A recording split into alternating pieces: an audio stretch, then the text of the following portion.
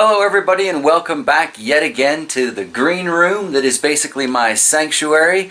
I absolutely love it in here, you know. There's something just really amazing about taking a seed and putting it into the ground and watching it slowly become a plant and knowing that it's going to feed you one day. It's all quite interesting. Actually, on that note, right off the hop, just to be my usual self, we have some non-edible plants in the house. Let's take a look at those as we start this particular video journey today and see where it goes from there. Start off with, we've got these two guys here. The spider plant on the right is still looking a little fragile from its transplant, and I really have no idea what this one is here on the left, still in the cup. I need to put that into some soil, but we were given that by a friend of a friend of a friend, sort of, if you will, and really looking forward to having them around the house.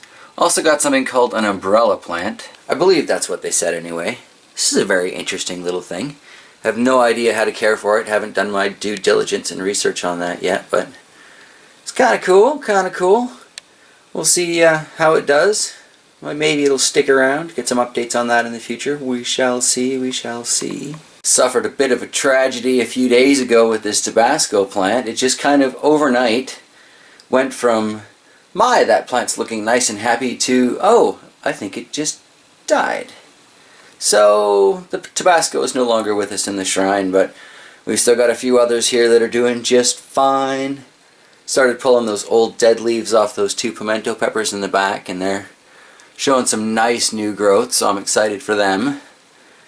We got this cherry bomb pepper sitting in the front. It's not doing particularly well, but again, you know, it hasn't died. Same with the El Jefe in the back.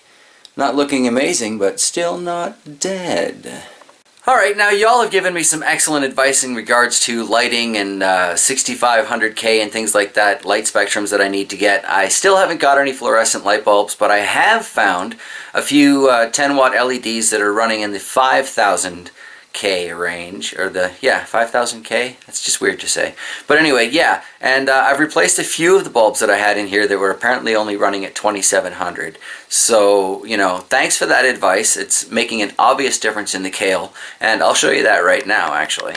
This is the light from one of those 5000K 10 watt LEDs, and like I said, the kale seems to be responding quite well to it. I mean, there's the Russian red, it's got some nice leaf formation going on. There's the dwarf blue. Back here we've got the dino or the Tuscan kale, whatever you want to call it. So yeah, I would say it's making a definite difference to the plants that are under it. So many thanks to all of you for your great advice on light spectrum there. Got a couple of sages over here still. Trucking along, trucking along. Let's see what else is new this week. Finally got my hands on a seed starting mat this week. Just plugged it in yesterday, but I've got it underneath the last of my seedlings from previous goes that haven't quite sprouted yet. Still hoping on a lot of these guys. Oh, we've got the avocado over there. We should take a look at that. So I did switch out to a sturdier toothpick. Those other ones just basically bent on me here, but otherwise, topped up the water. Seems to be cracking. I don't know, in my naked eye it almost looks like there's a root starting in there, but that could just be wishful thinking. Back to that kale for a second. I've got a sort of kind of cracky-ish thing going on. I just took one of the Jiffy pellets that the kale had sprouted in, put it in the bottom of this container, topped it up with rocks, plunked it into the Folgers can with a little bit of nutrient solution in there, still just that Miracle Grow stuff, so I could definitely do better there.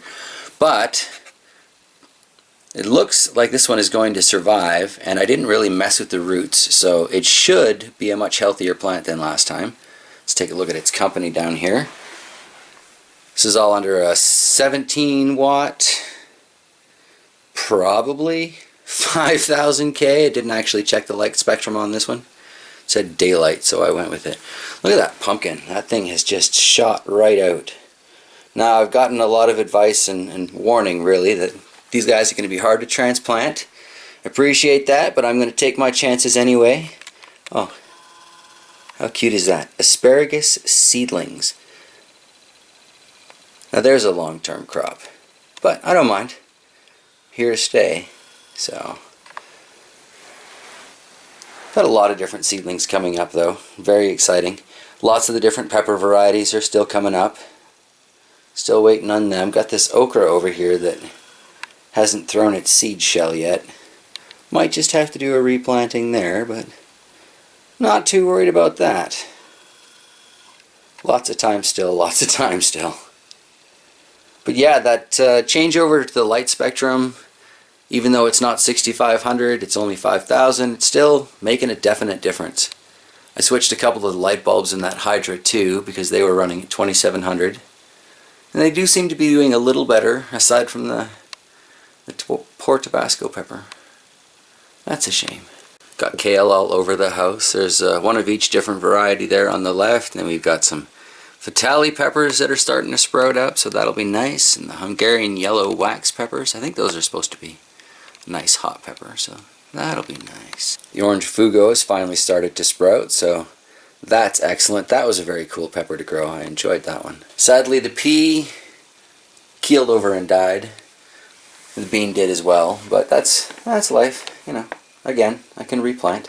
Been doing a little drawing over the last week on how I want to set up my greenhouse, trying to limit myself a little bit. There'll be more about that on Clean Valley Farms one of these days once I do nail down a plan. But there is a greenhouse coming. Yay! Ended up replanting the loofahs because the previous batch didn't make it at all, but got 3 coming up in there. Might still get to try some of those out in the garden yet. The sweet heat peppers. Now, those are saved from, you know, peppers in the yard, so they could be total freaks, or they could be the sweet heats like I'm hoping. But I am definitely hoping on that, which would be why I did this.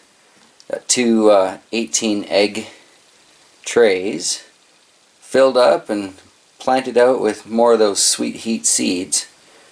Decided if I want a big crop of A pepper, that's the one I want this year. So here's to hoping there. So that's about it. There's not a whole lot of overwhelming growth to report in this little green room, but I have improved the growing conditions a little bit. Like I said, I got the heat mat to start some of those seeds. I would really, really like to see those tea seeds sprout sooner or later.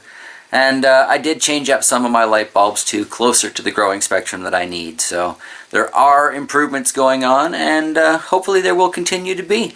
Alright everybody, I think I'm going to wrap it up here today and say thanks for joining me. I hope you have yourselves an absolutely fantastic day. I will see you next time.